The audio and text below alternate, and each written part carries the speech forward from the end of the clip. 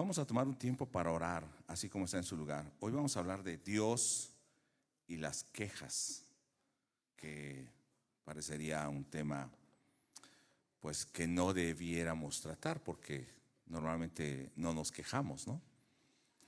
Pero bueno, vamos a tocar ese tema, vamos a orar. Dios bendito, en el nombre de Jesús estamos delante de ti. Pedimos, Señor, que podamos entrar en tu presencia en reverencia, que podamos entender, Señor, lo que tú eres, quién eres, para poder, Señor, entrar con esa reverencia, esa santidad, esa pureza que tú demandas de nosotros. No solamente cuando cantamos nos humillamos y levantamos las manos, sino que nuestra vida puede estar humillada delante de ti. Que en nosotros, si hay este corazón como el que veremos hoy, estés transformando a un corazón, a una vida que te ponga en el centro, que te honre a ti antes que a nosotros mismos. En el nombre de Jesús, amén. Gloria al Señor. Vamos a ir a Números 14, verso 27 y 28.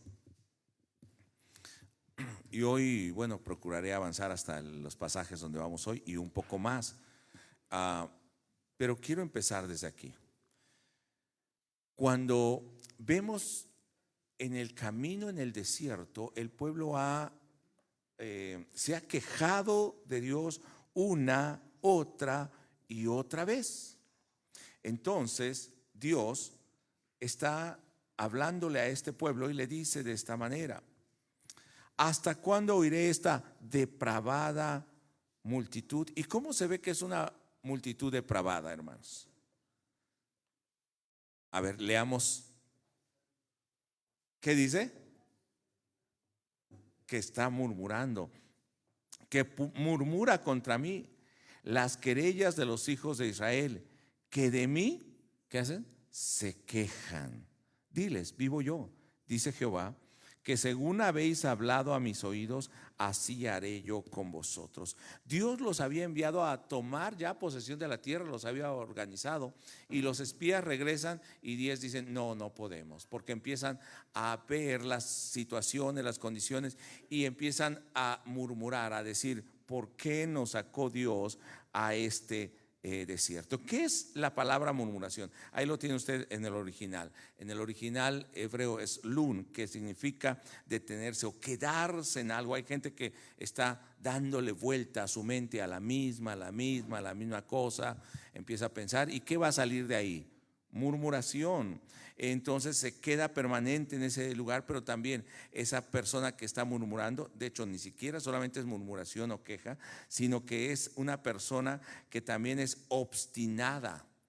Y esa persona se queja. De hecho, utiliza la misma palabra cuando habla donde dice que que murmuran y se quejan, es la misma palabra. O sea, murmuran y murmuran, o se quejan y se quejan. Hermano, ¿cómo le llamamos a una persona que se queja y se queja? ¿Cómo? Legalmente, Omar, ¿qué es? Quejoso. Es un quejoso que va a quejarse y solamente está quejándose, reclamando algo. Y también nosotros vamos a ver ese tipo de personas que es quejosa, que levanta o qué es lo que busca. No se parece a ninguno de nosotros, ¿verdad? Este que está aquí es querellosa, es una persona que empieza a causar dificultades, y la palabra es teluná, que quiere decir que es una persona similar a la que se queja, es obstinada, pero es una persona que rezonga. Y yo le voy a decir que resopla, hasta como los toros cuando están enojados, ¿verdad? A nadie le pasa, bufa, dicen, ¿no? Y esa persona, ¿qué hace? Dice, murmura, es querellosa, o sea, tiene discordia en su corazón, no tiene armonía con lo que piensa, lo que siente, con la realidad. Decía un hermano santo. Dios nos libre de eso, ¿no? Ajá, Dios libre a los otros, a mí no, yo soy perfecto. No, hermano, ¿cuántas ocasiones nosotros nos hemos quejado? Y nos enojamos contra Dios y nos enojamos contra las personas. ¿Y qué nos dice el Señor? No llaméis fatuo a ninguno de tus hermanos, porque ya eres culpable.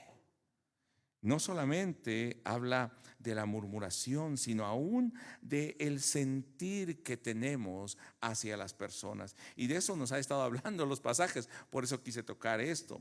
Y esa querella y esa murmuración manifiesta un sentido de dolor en nosotros, un sentimiento de dolor que lleva a una acción de una demanda, de una queja, de una demanda legal, y hacemos responsable a alguien más, no a nosotros. Por eso se queja. Si se quejara contra alguien sería contra nosotros mismos, pero normalmente nosotros nos quejamos contra alguien más. En la traducción del lenguaje actual dice: ya oí, el mismo pasaje, capítulo 14, verso 27. En traducción del lenguaje actual dice: ya oí que los israelitas andan hablando mal de mí. ¿Usted habla mal de Dios? No. ¿Y quejarse qué es? ¿Murmurar qué es? ¿Y hablaban mal de Dios o estaban hablando mal de Moisés, mal de Aarón, mal de la situación que les pasaba? Era eso, ¿no? Pero ¿qué está diciendo? Ustedes andan hablando mal de mí. ¿Hasta cuándo voy a soportar las quejas de este pueblo? ¿Cómo le llama? Malvado. ¿Sí se da cuenta? ¿Cómo le llama a este pueblo? Malvado. ¿Y qué hace Dios cuando la gente no solamente está murmurando? Te lo digo aquí, pero que no lo sepa el hermano. Nadie más lo sabe. Pero ¿quién lo oyó? No se lo voy a decir a nadie, pero hoy ese hermano que está allá, el hermano Agustín. No, no, no, no. Ah, pero Dios lo oyó y lo vio. ¿A poco no, hermanos? Creemos que nadie está viendo eso. Lo que está diciendo el Señor: ¿hasta cuándo esta gente se seguirá quejando? ¿Usted hasta cuándo se ha quejado? ¿De qué se queja? A ver, sea sincero, ¿de qué se queja? A veces por todo y a veces por nada. Y si no tiene que quejarse, ¿qué hace? A ver de qué me quejo. Anda a buscar. Parece gracioso, pero esa es una actitud del corazón. ¿Qué nos demuestra esto? Que bueno, hay una insatisfacción en el corazón de la persona. Hay una insatisfacción en todo sentido. Y nosotros vamos a ver aquí cómo hay una insatisfacción. O sea, están a disgusto, se están quejando, están murmurando. Y nosotros vemos en el capítulo 16, verso 1 y verso 2, se están quejando contra quienes. Le voy a poner aquí una lista contra quienes se están quejando. Primero se quejan contra el liderazgo, que no se pusieron ellos, Dios los puso. Entonces no se quejaban contra ellos. ¿Contra quién se quejaban? Contra Dios. ¿Para qué pusiste al pastor Joel ahí? ¿Para qué pusiste a las hermanas aquí? ¿Para qué pusiste a los sugieres ahí? Yo no le voy a hacer caso al hermano Romeo. Me dijo que aquí, pero yo me siento aquí.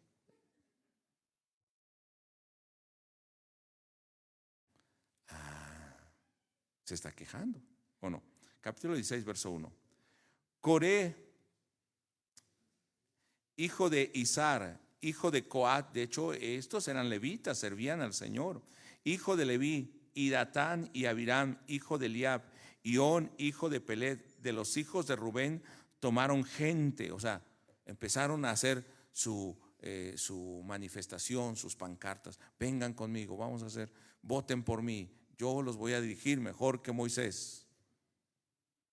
Y entonces se levanta el contrapastor, digo el copastor, se levanta el líder de la alabanza, se levanta el hermano que es carismático y dice: no, creo que esto va mal, yo voy a dirigirlos. Lo que hace Coret, ¿no? Digo Coré. Verso 2. Y se levantaron contra Moisés con 250 varones de los hijos de Israel, príncipes de la congregación de los del consejo, varones de renombre. O sea, se juntaron con los buenos. Vayan ahí con los magistrados de la Suprema Corte, ¿verdad?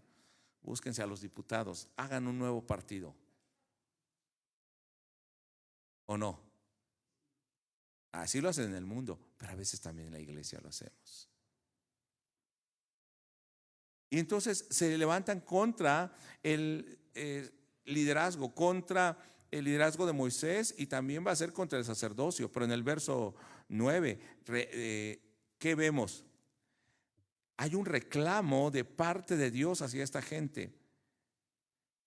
¿Os es poco que el Dios de Israel os haya apartado de la congregación de Israel, acercándoos a Él para ministréis en el servicio del tabernáculo de Jehová y estéis delante de la congregación para ministrarles? ¿Les es poco que Dios los haya salvado, hermanos? ¿Nos es poco que Dios nos haya escogido del mundo? Pero seguimos arrastrando nuestra forma de vida, nuestra forma de ver como el mundo. Quiero yo y yo estar más arriba que los demás. Reconocimiento. Y dice en el verso 11, por tanto, y tú y todo tu séquito. ¿Qué es un séquito? Es como una persona importante, un rey, y trae aquí toda su comitiva, ¿no? Sus guaruras delante y atrás, ¿no? Y ahí va a Coré. Mira qué importante soy, qué bonito soy, cómo me quiero. No, los de mi edad se acuerdan de eso, los más jóvenes no.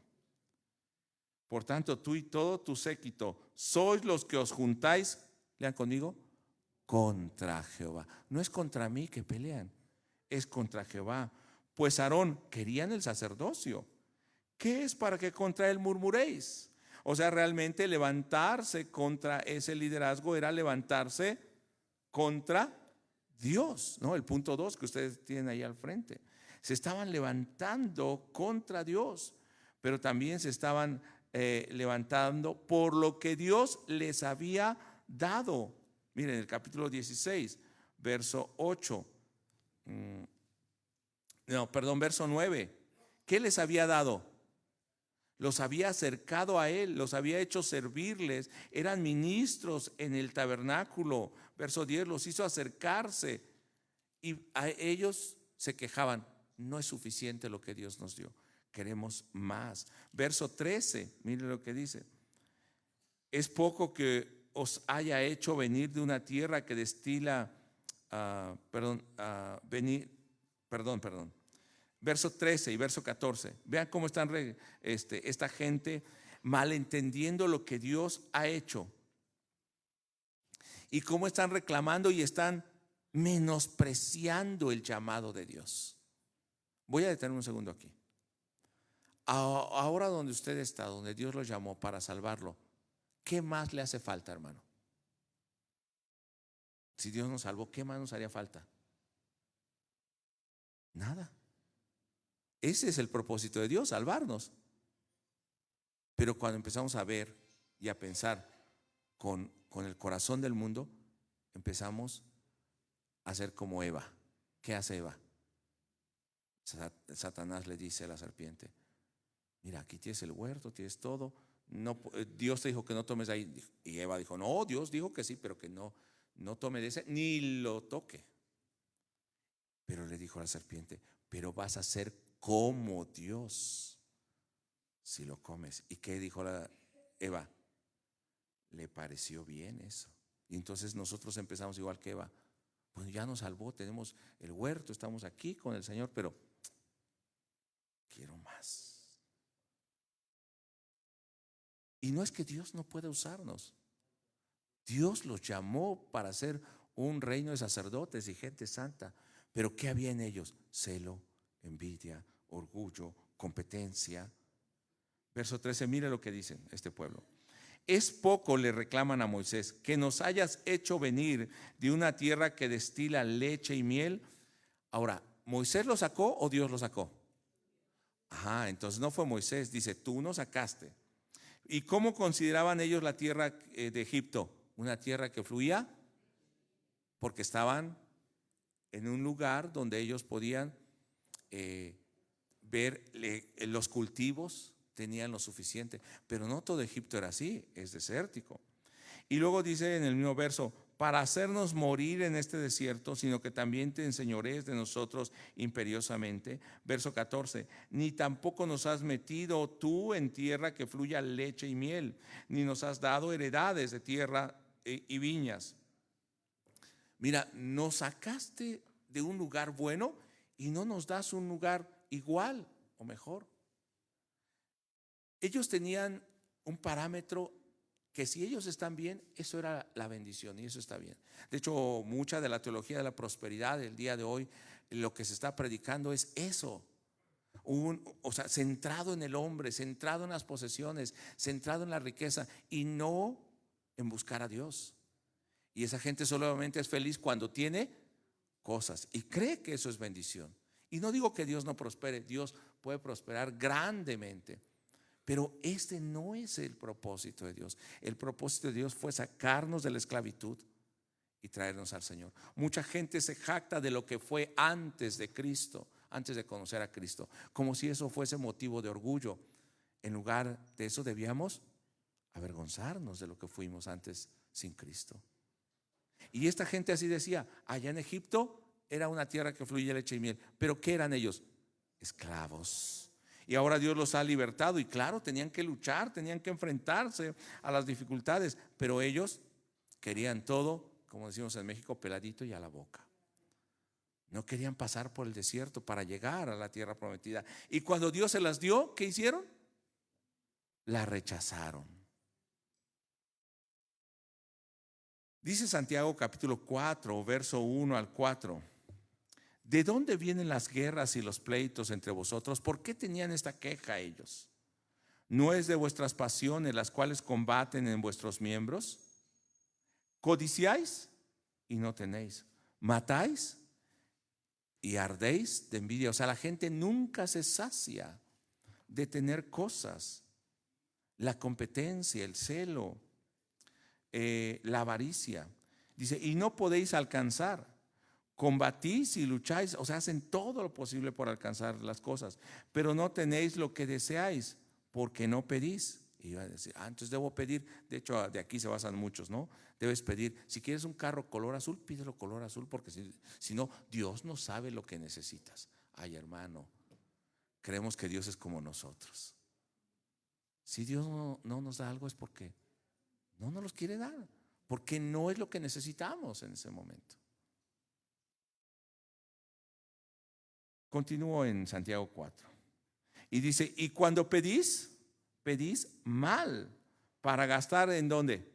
En vuestros deleites. Primero, lo que vemos en los primeros versos, que ese deseo salía del corazón, de sus pasiones, o sea, de los deseos que tenían. Y el verso 4 que dice: o almas adúlteras. ¿Qué está diciendo eso? Almas adúlteras, almas que me conocen a mí, o sea, que quieren buscarme a mí, pero también quieren lo del mundo. Eso es adulterio. Quieren esto y quieren lo otro. Quieren ser cristianos y vivir involucrados o mezclados en el mundo.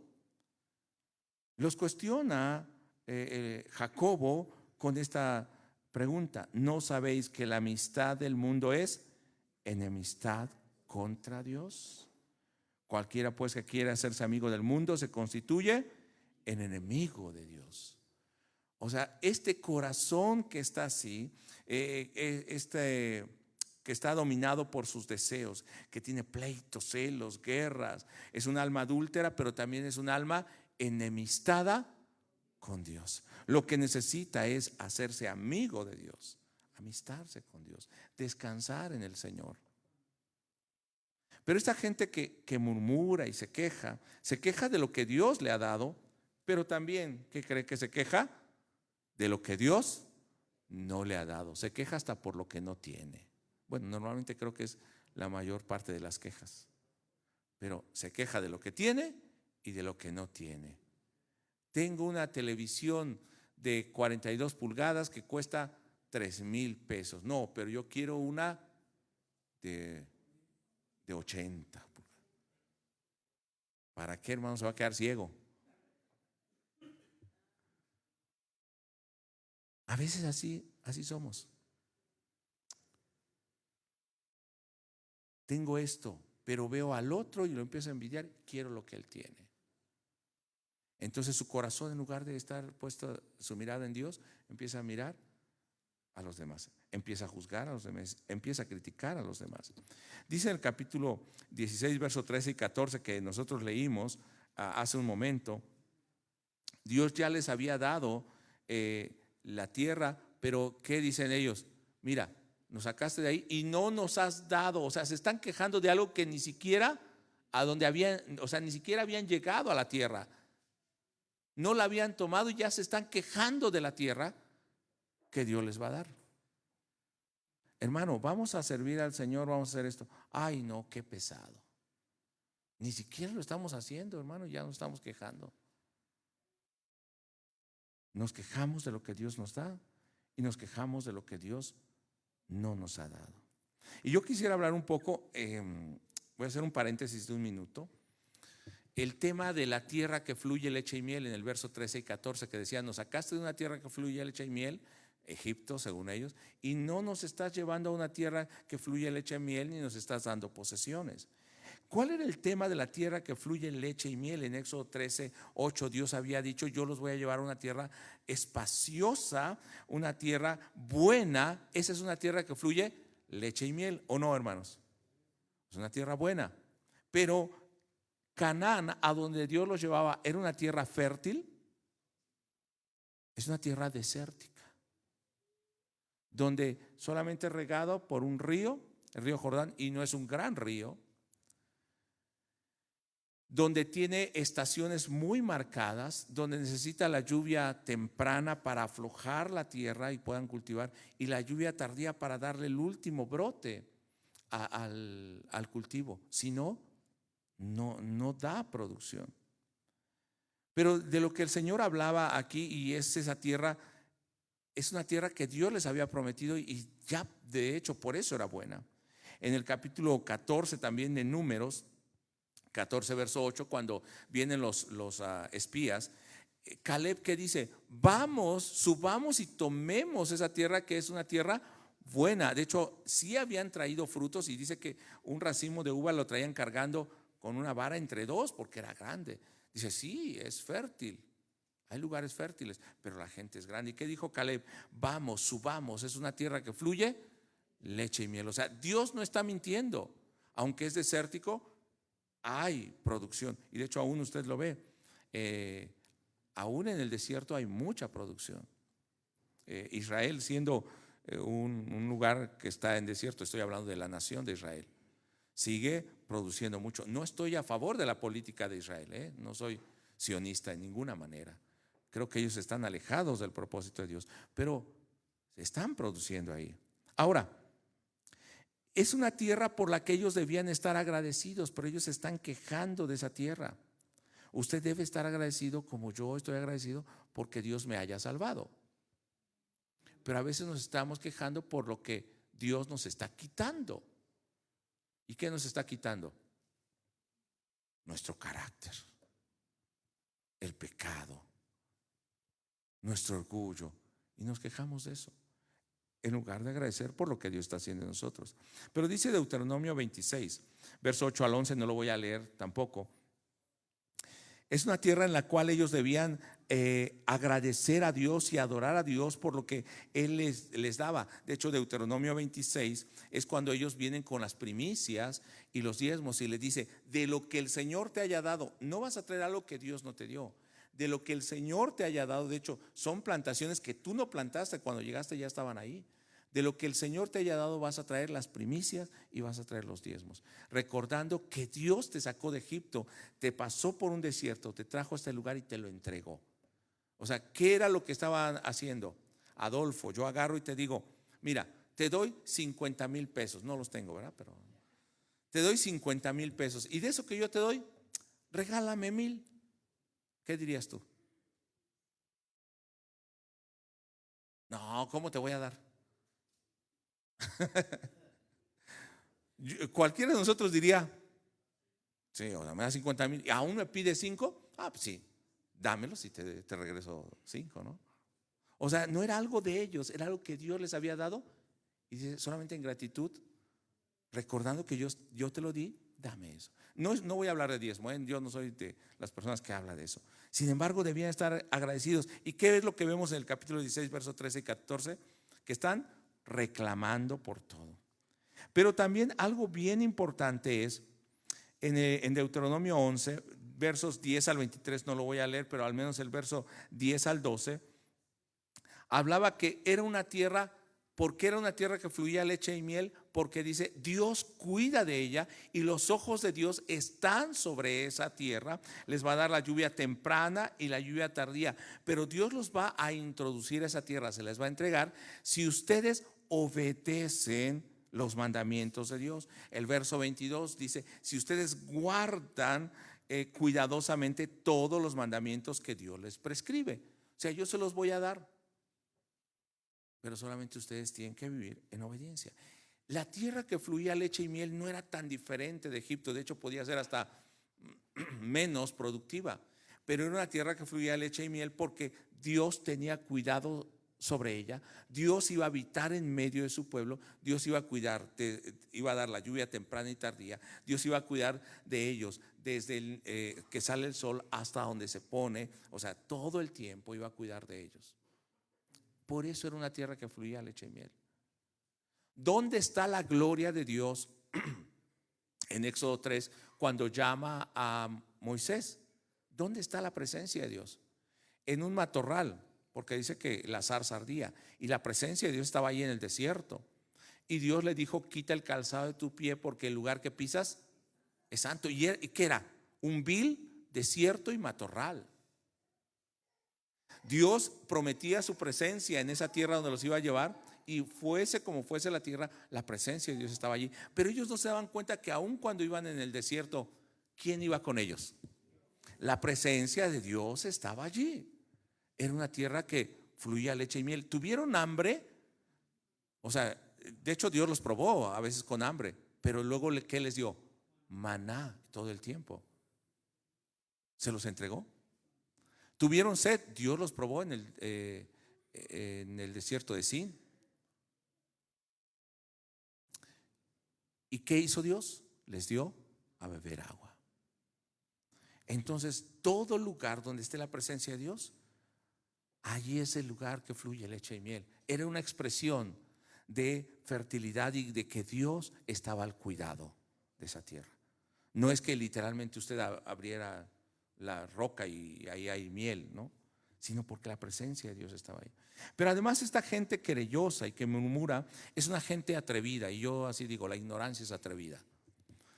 Si usted lee o ve, por ejemplo, videos en YouTube, hay predicadores o personas que están predicando cualquier, no sé qué calificativo darle, pero bueno, cualquier cosa, y dicen cualquier cosa con toda seguridad y con una tremenda ignorancia de la palabra de Dios. Por eso yo digo que la queja es hija de la ignorancia. La queja es atrevida, quiere tomar el lugar que no le corresponde. Coré dijo, yo sirvo al Señor, pero yo quiero el sacerdocio. Y además los rubenitas, que no eran de Leví, no podían ministrar al Señor, dijeron, ustedes rubenitas que son guerreros, vénganse conmigo, 250 hombres con incensarios de oro, y ustedes ofrezcan incienso a Dios. Aarón y sus hijos traen un solo incensario, nosotros 250. ¿A quién va a recibir el Señor? ¿O no? Así diríamos, ¿no? ¿Y qué hizo el Señor?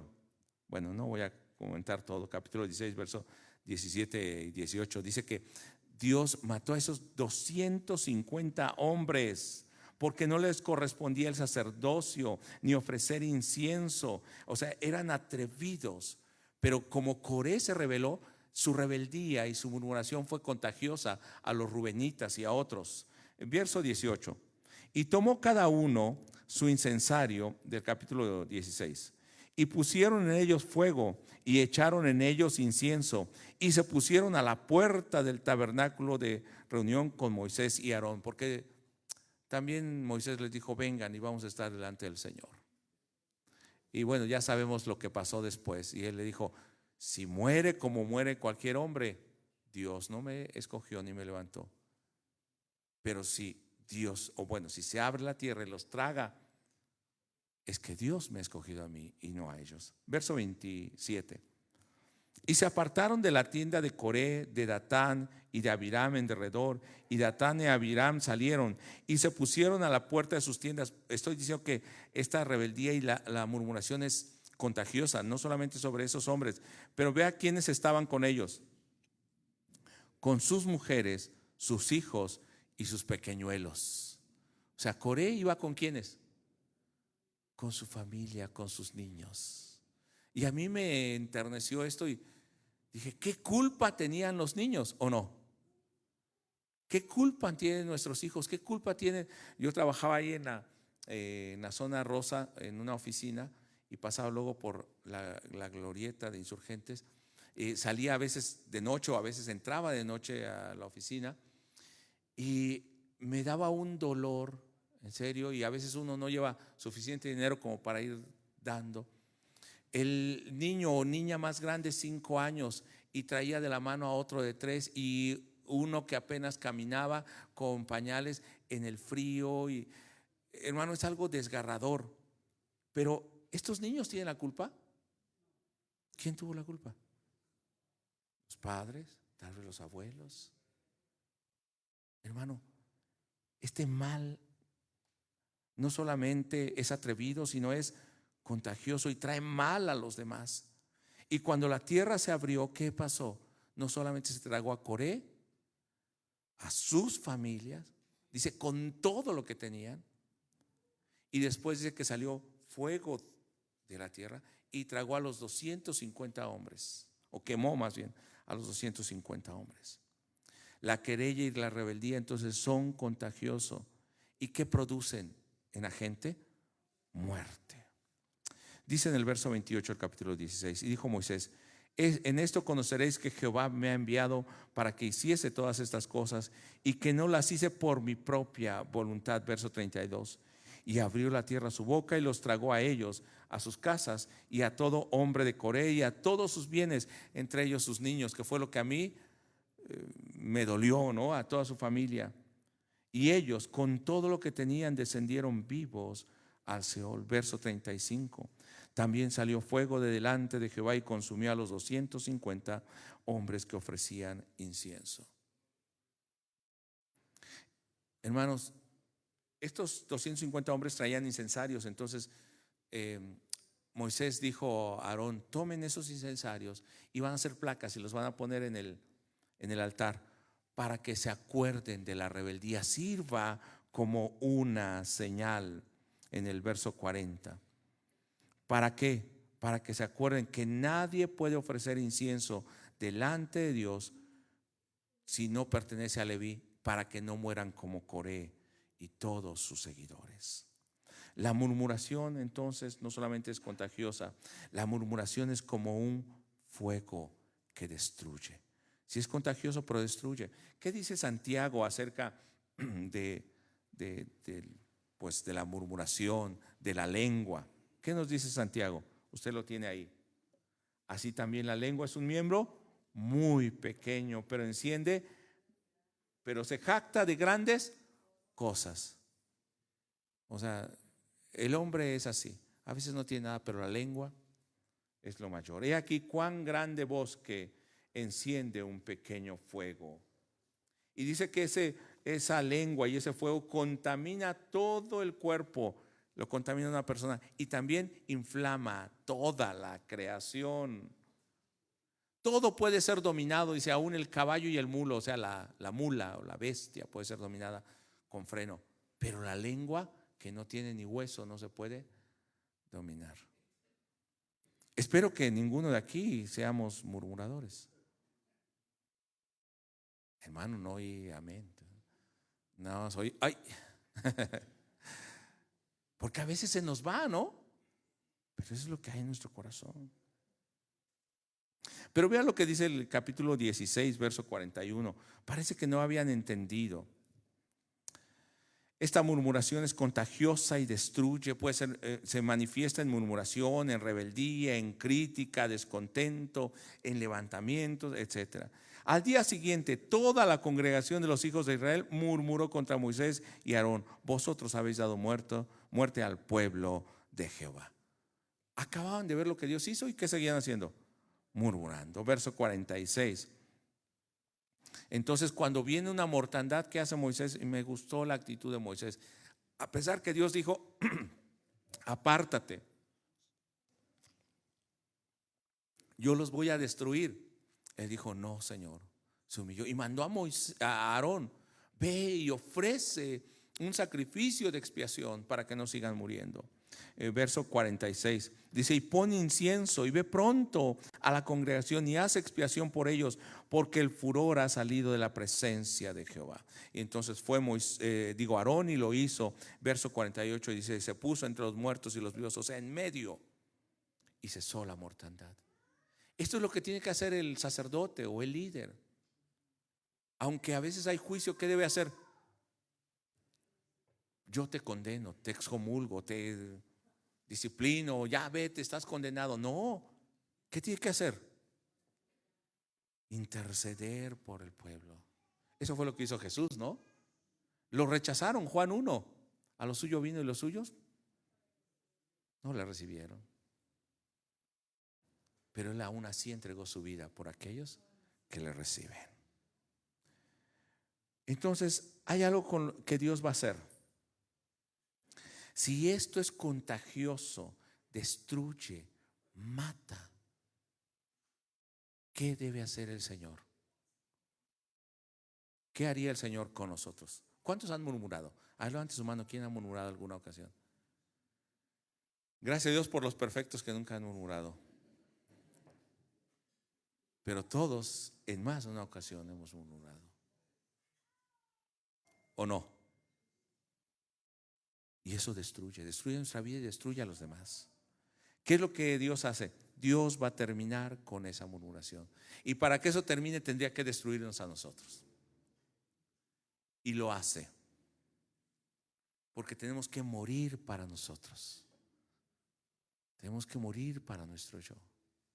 Y entonces el Señor levantará un nuevo hombre, una nueva mujer, que le honren, que realmente le sirvan.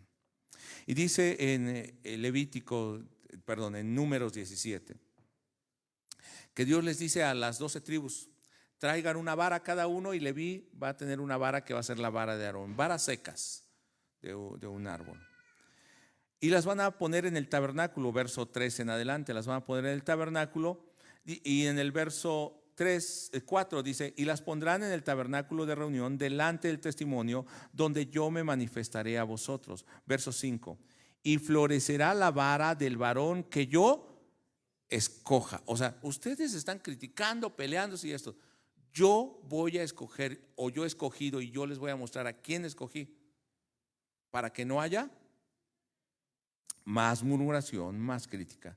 Y haré cesar de delante de mí las quejas de los hijos de Israel con que murmuran contra vosotros. Ya, ¿qué está diciendo el Señor? Estoy cansado de la murmuración. ¿Y cuánto hay que hablar del chisme y la murmuración en el Nuevo Testamento? ¿Verdad? Y en el Antiguo Testamento también hablaban contra los profetas, hablaban contra Dios, hablaban, etc. Dice Juan capítulo 15, verso 16 de la siguiente manera. Y esto es bien importante, no solamente en el Antiguo Testamento Dios eligió a varones, Dios eligió a una tribu, Dios eligió a algunos hombres, o Dios desechó también por su conocimiento previo y el conocer de ese corazón de las personas. Dice en el verso 16 de Juan 15, no me elegisteis vosotros a mí, porque muchas veces pensamos, yo sirvo al Señor porque yo quise, yo me preparé, yo hice esto, es que soy muy bueno, es que no había nadie mejor que... No es cierto. Deuteronomio 8 dice, de lo vil, de lo menospreciado. O sea, está diciendo, ustedes ni siquiera eran pueblo y Dios los escogió, tuvo misericordia de ustedes. Desde el capítulo 6, 7 y 8 de Deuteronomio. Dice, no me elegiste vosotros a mí, sino que yo os elegí a vosotros. ¿Quién nos eligió? Jesús. Aquí Jesús nos eligió, pero Dios nos eligió. Cuando dice que fuimos elegidos desde antes de la fundación del mundo. Y os he puesto para que vayáis y llevéis fruto, y vuestro fruto permanezca. O sea, aún el fruto que va a producir en nosotros ni siquiera es nuestro, es el fruto que Él está produciendo en nosotros. Para que todo lo que pidierais al Padre en mi nombre, Él os lo dé. Entonces Dios, ¿qué va a hacer con estos varones que fueron con sus varas ahí, 12 varas secas, cortadas? Entonces Dios va en el verso 8 del capítulo 17 de Números. Y aconteció que al día siguiente vino Moisés al tabernáculo del testimonio. Lean conmigo. Y aquí la vara de Aarón de la casa de Leví había reverdecido. Bueno, ya estaba seca, pero ya se puso verde. Ya sería una señal. Pero luego, ¿qué dice? Y echado flores y arrojado renuevos. O sea, empezó a salir brotes. Y producido almendras. O sea, una vara seca, no solo estuvo verde, empezó a salir hojas, unas ramas y aparte fruto. ¿Quién puede hacer esto? ¿Aarón? ¿Moisés? La palabra que utiliza aquí para reverdecer es la palabra paraj en el original, que quiere decir brotar como un botón, pero también es producir fruto. Entonces empezó a producir fruto. Cuando Dios te ha llamado, te va a respaldar y va a haber fruto. Recuerdo que una persona una vez decía: es que yo soy pastor, y yo no lo conocía, ¿no? Le dije, bueno, ¿y usted en dónde está ministrando? No, yo no tengo iglesia. Bueno, ¿y por qué es pastor? Es porque yo estudié en un instituto y luego, por eso soy pastor. El que hayamos estudiado algo no nos hace pastores, ni nos hace ministros. Es el llamado de Dios. Y Dios puede llamar al más humilde o al más prominente. Dios puede llamar a un hombre o a una mujer. Dios puede llamar a quien Él quiera. Cuando da el Espíritu Santo, en 1 Corintios 12 dice: ¿cómo da el Espíritu Santo? Conforme Él quiere. Así es el llamado de Dios. Y Él va a respaldar eso. Y no quiere decir que respalda con números. Es que tengo 1000, tengo 100. No. Dios respalda dando fruto, evidencia en la vida y edificando a los otros con la vida de esa persona. Puede ser que Dios te hizo un evangelista, que Dios te hizo un ministro en la calle, en la iglesia, en los hogares, pero Dios va a respaldar tu vida. ¿Y sabes qué? Dios nos llamó a todos nosotros, pero tenemos que ser sensibles al llamado que Dios nos puso. Miren el capítulo 17, verso 10. Esto iba a ser una señal, también, ¿se acuerda del, igual que las planchas que pusieron en el altar? Aún esa vara le dice: mira, ve y guarda esa vara que las pusieron en el arca del pacto, guarda esa vara. Verso 10. Y Jehová dijo a Moisés: vuelve la vara de Aarón delante del testimonio, para que se guarde, lean conmigo, por señal a los hijos rebeldes. No es porque fueran obedientes, sino por rebeldes, para recordar lo que Dios tuvo que hacer. Y hará cesar sus quejas delante de mí, para que no mueran, para que se acuerden y entonces no mueran. La murmuración va a producir en estas personas. ¿Se acuerda que se habían quejado una y otra vez? Y cada vez había venido ¿qué? Mal, muerte. Entonces, ¿qué es lo que va a pasar? Esta gente, viendo que no podían tomar el liderazgo, que no podían hacer esto, que Dios lo rechazaba, y le van a decir: ¿por qué lo rechazaba? No es que Dios no quisiera que le sirvieran, sino que el corazón y la actitud con la que se acercaban no era la correcta. No habían sido llamados por Dios para eso, pero ellos querían hacer eso. Capítulo 17, verso 12 y 13. Mire ahora cómo están ellos. Entonces los hijos de Israel hablaron a Moisés diciendo: he aquí que nosotros somos muertos, perdidos somos, todos nosotros somos perdidos. Cualquiera que se acercare, el que viniera al tabernáculo de Jehová, morirá. ¿Era cierto esto? No, era para tener vida. Pero ¿cómo venían? En rebeldía, en pecado, con orgullo. ¿Y qué iba a pasar? Ciertamente venía muerte. Acabaremos por perecer todos. Cuando hay un corazón rebelde, cuando hay murmuración, produce temor en la persona. Temor para acercarse a Dios. Y en lugar de acercarse a Dios en humildad, empieza a rebelarse y a alejarse de Dios.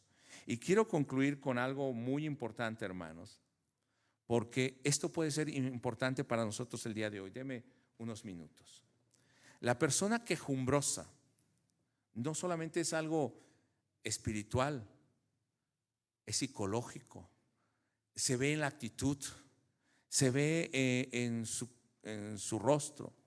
La gente quejumbrosa es una gente o una persona rebelde que está a disgusto no solo con unas cosas, con todo está a disgusto.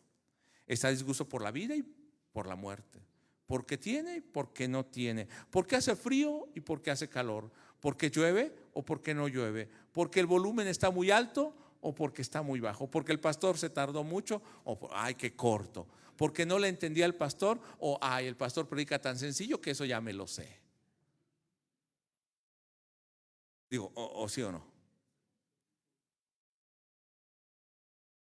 Dicen en mi tierra, todo le hiede. Pero allá lo dicen, no dicen hiede, dice hiede. Todo le hiede, o sea, todo le huele mal. Y está así.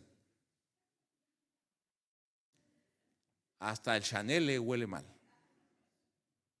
Está a disgusto con todo. Dice una psicóloga llamada Victoria Martín, que es una española, habla acerca de eso, no todo, habla unas cosas y yo puse otras también, ¿no?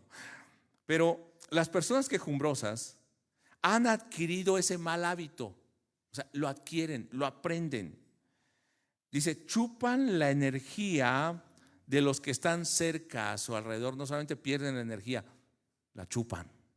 Y toda la gente que está alrededor también le huele mal las cosas, se hacen a un lado. Dificultan sus relaciones sociales, suelen quedarse o alejarse hasta quedarse solos. Además de esto, ¿cómo son?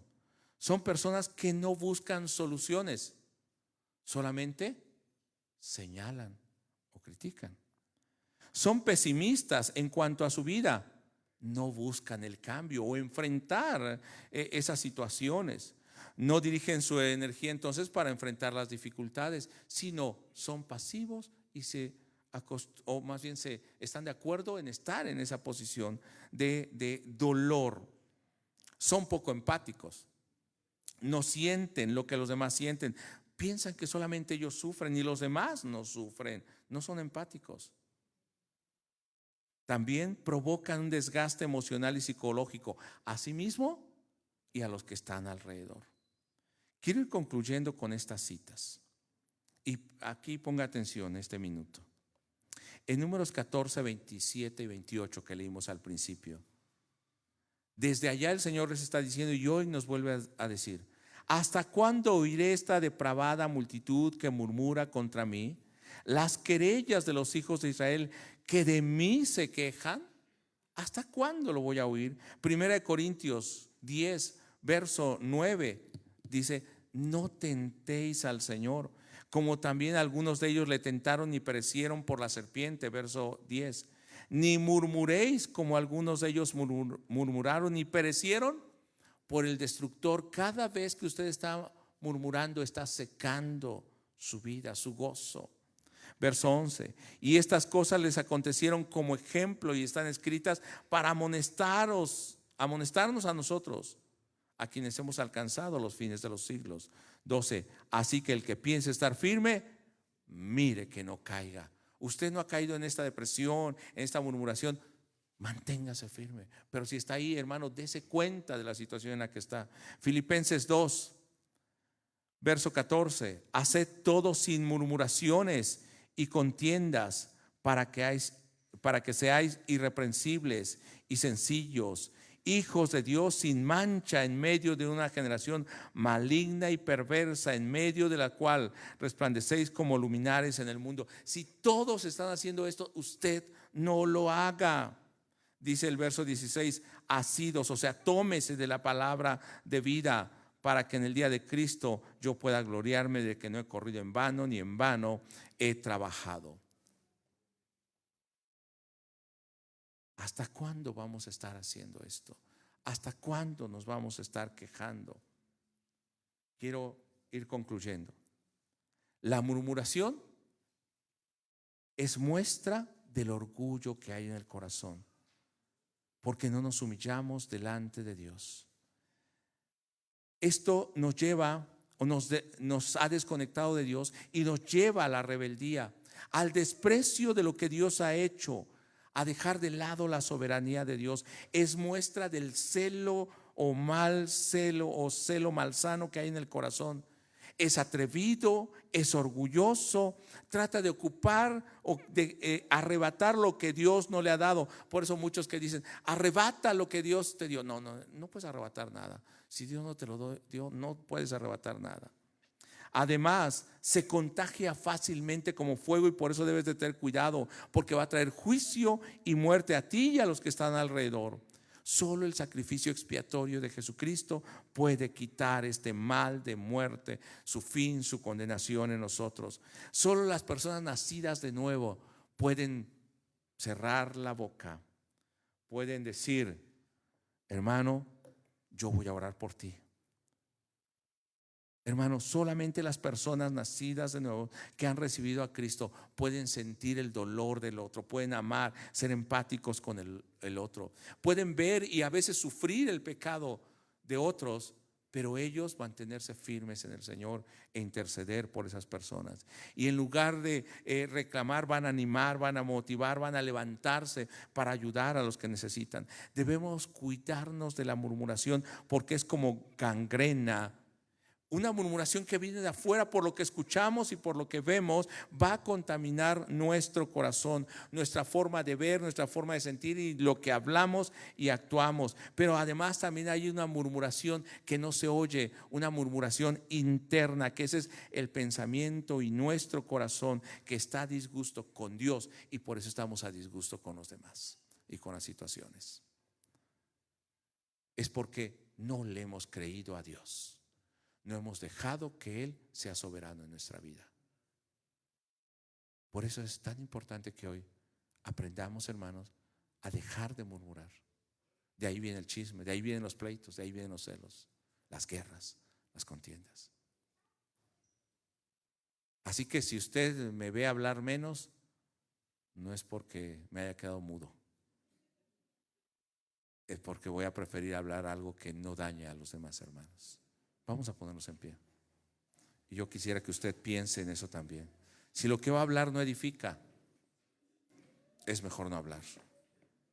Aprendamos a callar como hacía Moisés, a orar, a interceder por nuestros hermanos. Oremos.